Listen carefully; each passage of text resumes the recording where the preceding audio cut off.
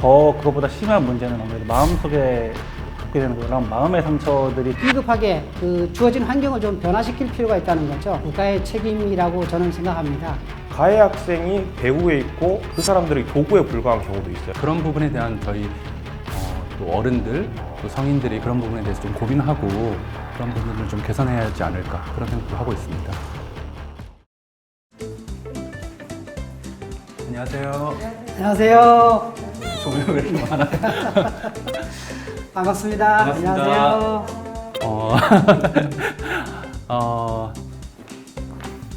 안녕하세요. 안녕하세요.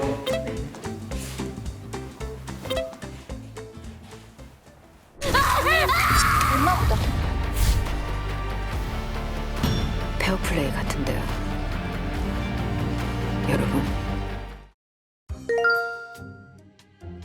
네, 더글로리 봤습니다. 네, 봤습니다. 시즌 2로 나온 못 봤습니다. 저는 짧게 유튜브 쇼츠에서 많이 좀 자극적인 장면들만 좀 시청을 했습니다. 동훈님께서 체육관에서 박수 치던 모습, 연진아 잘한다, 파이팅! 그 장면이 기억납니다. 네. 사실은 뭐 피해자든 가해자든 당연히 안 되면 좋겠지만 굳이 하나를 골라야 되는 건가요? 가해자가 되는 편이 부모 입장에서 마음이 편치 않겠나 이런 생각이 듭니다. 물론 둘 다 안 되면 제일 좋겠죠. 사실 저희 어릴 때 이런 얘기 많이 들었던 것 같은데 특히 이제 아버님들이 맞고 올 바에는 때리고 오면 아빠가 책임진다 이런 말씀들 많이 하셨었는데 아이의 성장의 측면에서 보게 되면은 피해자 아이가 이제 피해를 당한 입장에서는 부모가 사실은 그 내심 마음속에 있는 부분을 갖다가 전부 다 컨트롤하고 그 다음에 또 챙겨주고 혹은 교양해줄 수 없지만 가해 아이인 경우에는 부모가 일단 외관적으로는 충분히 컨트롤을 할 수 있고 조금 더 이렇게 계도할 수 있는 여지가 크다고 생각하기 때문에 그렇게 선택을 하게 됐습니다. 저도 뭐 아직 결혼은 안 했지만 좀 몰입해 생각을 해본다면 부모의 입장에서는 아무래도 사실 자녀가 가해자인 쪽이 피해자인 거에 비해서 조금 더 괜찮지 않을까 그렇게 생각합니다. 피해자로서 받는 겉에 드러나는 물리적인 상처야 시간이 지나면 점점 치유되겠지만 아무래도 더 그것보다 심한 문제는 아무래도 마음속에 갖게 되는 그런 마음의 상처들이 가장 큰 문제라고 생각을 하는데 근데 우리 사회의 안타까운 면을 또 보여주는 그런 게 아닌가라는 좀 자조적인 생각이 들기도 좀 합니다. 실질적으로 치료하는 것 자체도 어렵기 때문에 아무래도 가해자로서 보는 그런 사회적 시선이나 피해 뭐 이런 물질적인 피해 이런 것들에 비해서는 아무래도 피해자인 쪽이 훨씬 더 상처 치유나 이런 것들이 어렵다라고 생각을 합니다. 진솔하게 더 고민을 해보면 당연히 때리고 오는 아이가 낫죠. 맞는 것보다는. 어떤 그 이후에 때린 이후의 문제에 대해서 생각하지 않았을 때 얘기지만 생각하면 다시 고민을 하게 돼요. 부모 입장에서는 맞고 오는 아이는 정말 힘들 겁니다. 제 딸아이가 그런 상황이다 생각하면 너무 마음이 아플 것 같더라고요. 그래서 학교 폭력이 없으면 최선이겠지만 차라리 그래도 맞고 오는 게 제 마음은 더 편할 것 같습니다. 네. 지금도 그 60이 된 나이에도 동창들을 만나면 저 친구는 나한테 괴롭힘을 줬던 친구, 나는 저 친구하고 타협하고 지금도 얼굴 마주치기 싫은 친구들이 없지 않아 있습니다. 그런 모습은 이게 치유되지 않는다는 거죠. 사실은 50년 지나는 지금도 그 생각을 기억하고 있고 각인되어 있으니까 사람이 쉽게 치유되지 않는다는 거죠. 노력할 뿐입니다. 피해자가 된다면 저도 너무 마음이 아플 것 같아서 가급적 그런 상황이 발생하면 안 되겠지만 그래도 솔직한 마음으로 뭐 가해자는 돼서는 안 되겠지만 피해자가 되지 않기를 바라고 학교 현장에서 그런 학교 폭력이 없는 환경이 되면 가장 최선이겠죠. 네, 그런 생각을 해봤습니다. 먼저 물리적인 폭행에 대해서 먼저 말씀을 드리면 물리적인 폭행의 경우에도 좀 두 가지 정도의 케이스가 있다고 생각을 하는데 이제 하나는 좀 우발적으로 분노한 상태에서의 폭행이 있을 거고 또는 아까 말씀하셨던 뭐 더글로리 그런 데서 나왔던 것처럼 좀 지속적으로 물리적인 폭행을 하는 경우가 있을 텐데 첫 번째 경우인 좀 우발적인 폭행의 경우에는 아무래도 아직 좀 미성숙한 학생들이기 때문에 그런 감정의 그 폭발함을 좀 참지 못하고 그런 우발적으로 하는 행동이기 때문에 그런 것들은 조금 훈육이라든지 뭐 그런 것들을 통해서 교화가 가능하다고 생각하는데 이제 두 번째 케이스인 좀 지속적인 폭행 같은 경우에는 사실 이거는 감정의 문제라기보다는 그 여태까지 살아온 환경이라든지 이런 것들의 전반적인 케어가 좀 필요하다고 저는 생각을 합니다. 그래서 학생들이 왜 그런 행동을 했는지에 대해서 전반적으로 살아온 삶에 대해서 사람들이 관심을 가지고 왜 이렇게밖에 될 수가 없었는지 그런 상황들을 조금 알아주고 그런 상황들을 이해해주면서 학생들과 대화를 좀 시도하는 방식으로 훈육을 저는 만약에 제가 가해자 학생의 부모가 된다면 그렇게 할 것 같고요. 정신적으로 괴롭힘 같은 경우에는 그것도 역시도 약간 그 지속적인 물리적 폭행과 좀 비슷하게 그 학생이 결국 그 10몇 년, 20년을 살아오는 과정에서의 뭔가 문제가 있었기 때문에 학생이 그렇게 바뀐다고 생각을 하거든요. 그래서 이게 뭐 물질적으로 어떤 걸 해준다는 게 아니라 뭐 정신적인 교감이 부족했는지 아니면 주변 환경이 어떤 환경에 내가 노출을 시켰는지 이런 것들에 대해서 좀 많이 살펴보고 그런 거에 대한 해결책을 고민을 해볼 것 같습니다. 피해자는 당연히 치유를 받아야겠지만 가해자도 가정에서의 문제, 또 부모의 문제, 뭐 또래 문제라든가 여러 가지 문제지만 첫 번째는 긴급하게 환경을 좀 바꿔줬으면 좋겠다. 그것이 제도적으로 사회적으로 어떤 기관을 통해서라든가 환경을 바꿔줘서 더 이상 진행되지 않도록 단절시키고 그 다음에 치유를 들어가고 뭐 회복적 생활지도라든가 여러 가지 비급하게 그 주어진 환경을 좀 변화시킬 필요가 있다는 거죠. 그것은 지자체라든가 국가의 책임이라고 저는 생각합니다. 학교 폭력이 발생하는 그 구조적인 문제에 대해서 좀 생각해 봤거든요. 유명한 건축가께서 우리나라 학교 건물들이라든지 구조가 그 교도소 건물과 비슷하다. 고질적인 모순점인 그 입시 제도에 때문에 학생들이 한창 신체 활동을 해야 할 나이임에도 불구하고 좀 답답하게 책상에 교실 안에 갇혀 있다 보니까 그런 스트레스라든지 그런 과정들이 영향을 받아서 학교 폭력이 좀 발생되지 않았을까 그런 생각을 해봤습니다. 그래서 지금 제 아이들한테도 저는 신체 활동을 되게 많이 권장하거든요. 그래서 첫째 아이도 수영이라든지 둘째 아이도 이제 지금 뭐 여러 가지 신체 활동을 이제 권장하고 있는데 정책에 대해서 조금 저희가 관여할 수 있는 입장이다 보니까 경기도의 학생들이 조금 더 지금보다 더 많은 신체 활동을 하고 그런 에너지를 좀 표출한다면 학교 폭력이 조금이라도 조금 개선되지 않을까 그런 희망을 가지고 있습니다. 네. 틱 장애를 가지고 있는 친구가 있었어요. 그래서 교실에서는 다른 아이들의 놀림이 되고 어떻게 보면 폭력성이 발산이 되죠. 다른 아이에게 피해를 주고 그것이 이제 학교 폭력 문제로 되어서 부모님이 또 문제 제기를 하고 학교 폭력에 대해서 뭐 회의를 하고 이랬던 적이 있습니다. 근데 그 아이도 결국은 그 본심인 심성은 착한 아이인데 그 본인이 피해자가 결국은 가해자가 되는 모습입니다. 교장실에서 같이 한 시간을 보내고 같이 책도 읽고 또 이야기도 하고 했던 기억이 나고 그것이 한 2년 이어지면서 얘가 변화되어서 지금은 정상적으로 군에도 가서 이제 제대할 상황입니다. 지금 찾아오는 모습을 보면은 많이 좋아졌다고 본인도 그러고 본인도 그 시간이 터널을 빠져나온 느낌이 든다는 이야기를 하고 있어요. 사람과 사람의 관계에서도 그렇지만은 특별히 가정 환경이 문제가 되는 아이들은 그것을 바꿔주고 변화시킬 수 있는 어떤 그런 기관과 그 학교의 조력이 필요하죠. 결국은 관심이라고 생각됩니다.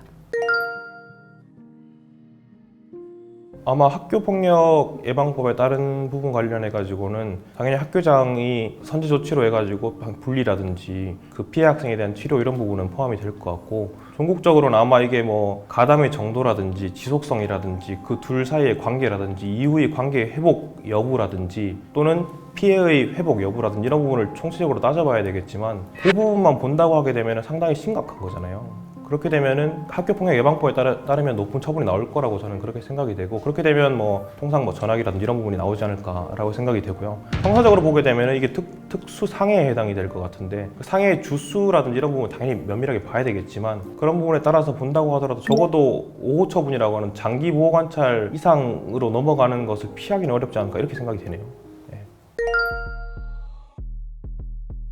피해자의 치유에는 뭐 여러 가지 방안이 있겠지만 기본적으로 사람에게 입은 피해이기 때문에 저는 그런 치유도 좀 사람으로 해야 되지 않나 개인적인 견해로 그렇게 생각을 합니다. 물론 피해자가 더 당당해야 되고 사실 피해자는 잘못한 게 없는데 왜 피해자가 더 학교 생활에서 움츠러들어야 되고 사회생활에서 움츠러들어야 될 필요는 전혀 없다고 생각을 하고 좀 피해자가 더 당당하게 나갈 수 있는 그런 게 필요한데 사실 지금 저희 사회에서는 그런 것들이 쉽지 않은 것도 현실입니다. 사실 학교폭력을 당했다고 얘기를 들었을 때 피해자가 학교폭력을 당했지만 이거 극복해냈다라고 말하는 케이스를 실질적으로 본 적이 거의 없거든요. 그런 것들이 잘못되었다는 걸 계속 깨우칠 수 있게 해주는 그런 방향의 패러다임의 전환이 저희는 좀 필요하다고 생각을 합니다. 개인적으로.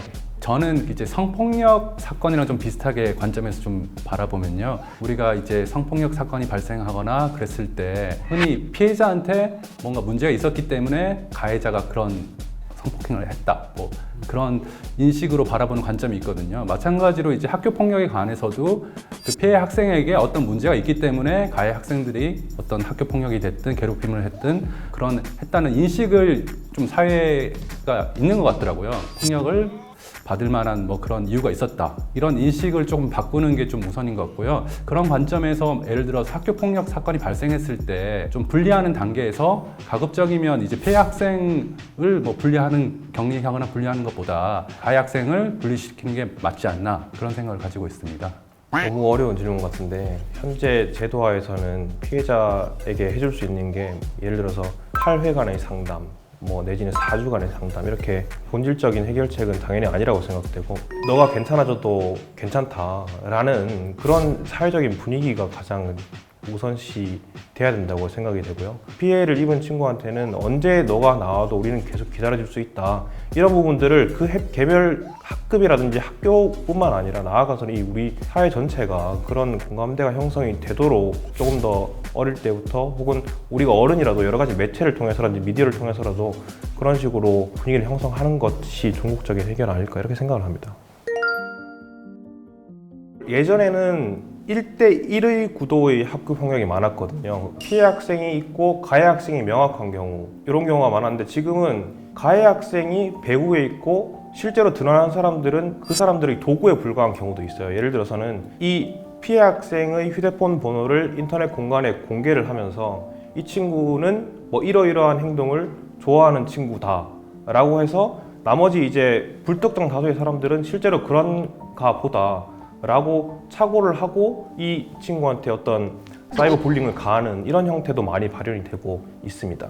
최근에 한 2, 3년 저희가 코로나 시국에 이제 좀 대면 교육이 좀 제한적이다 보니까 저는 뭐 물리적인 이런 학교 폭력도 문제지만 저는 오히려 어떤 물리적인 이런 폭력보다 어떤 정신적인 뭐 따돌림, 집단적 괴롭힘 그런 것들이 오히려 이제 요즘에는 학생들이 이제 스마트 기기를 이제 쓰고 뭐 그러다 보니까 뭐 온라인 환경에서라든지 그런 스마트 기기를 통한 어떤 집단 괴롭힘, 폭력 그런 부분에 대한 저희 또 어른들 또 성인들이 그런 부분에 대해서 좀 고민하고 그런 부분을 좀 개선해야 하지 않을까 그런 생각도 하고 있습니다. 결말은 역시 해피엔딩이죠. 학교 폭력 없는 세상, 그리고 그것을 잘 해결해서 건강하게 성장하는 아이들을 다루는 그런 결말로 다뤄졌으면 좋겠습니다. 작가님이 아마 그렇게 좀 다뤄지기를 희망합니다. 그래서 그 예전에 악마를 보았단가 거기에 이병헌 배우께서 이제 다 복수가 끝났을 때 그 느끼는 허무함과 그 슬픔처럼 복수를 할 수 있음에도 불구하고 용서하는 그런 시나리오가 물론 있을지 모르겠지만 용서를 함으로써 자기가 이제 치유를 받는 그런 결말이 있을까 하는 그런 생각을 해보았습니다. 네. 그런 결말이 재밌을까요? 교육기획위원회 소속으로서 아무래도 다른 성임위원회 소속 의원님들보다는 더 많은 관심을 가지고 이제 교육 상황을 지켜보고 있는데요. 학교 폭력도 마찬가지로 아무래도 다른 상임위원들보다 조금 더 관심 있게 그 사건들을 보고 그 해결책을 고민하는 노력을 하고 있습니다. 아무래도 저희가 직접적으로 그 사건에 개입해서 이걸 이래라 저래라 하는 것은 당연히 불가능하고 교육기획위원회 소속 의원이라는 신분으로서 피해자 학생들을 좀 더 도와줄 수 있는 방안과 그다음에 가해자들의 교화에 조금 더 올바른 방향으로 교화할 수 있는 그런 방안 마련에 있어서 조금 항상 많은 의원님들과 고견을 나누고 고민을 하고 또 노력하겠습니다.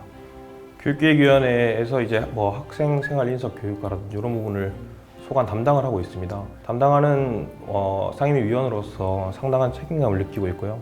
지금 통계적으로 보게 되면 학교 폭력이 매우 폭발적으로 증가하고 있습니다. 반면 또 이런 생각도 들거든요. 학교 폭력이라는 범주를 해놓고 하게 되면 대부분이 폭력의 범주로 포함되는 것이고 과거의 생활 지도라든지 혹은 인성교육의 범주에서 어느 정도 처리될 수 있었던 것들도 대부분 다 학교 폭력으로 이렇게 범주가 되는 경향도 없다고 할 수는 없습니다.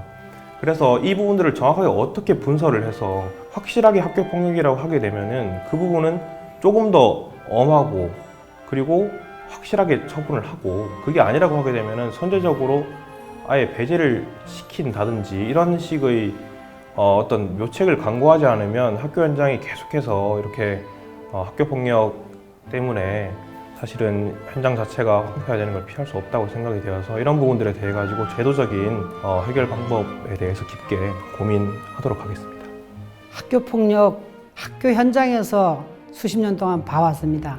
그리고 점점 더 해결보다는 이것도 교묘하게 진화된다는 모습을 보면서 제가 이제 선생님에서 도교육위원으로 왔습니다. 도의원으로 책무성을 가지고 학교 폭력 부분을 좀 더 깊이 들여다보고 해결할 수 있는 길눈이 역할을 해가기 위해서 열심히 일하겠습니다. 그렇게 하겠습니다. 더 글로리 드라마 보면서 마음 아프기도 하고 어른으로서 많이 책임감도 느끼고 반성도 하게 됐는데요. 우리 딸 아이가 자라나는 환경에서는 동훈이, 연진이가 생겨나지 않도록 우리 교육기획위 여러 의원님들과 함께 우리 경기도 교육청과 학교 환경 개선에 힘쓰도록 하겠습니다. 네, 감사합니다.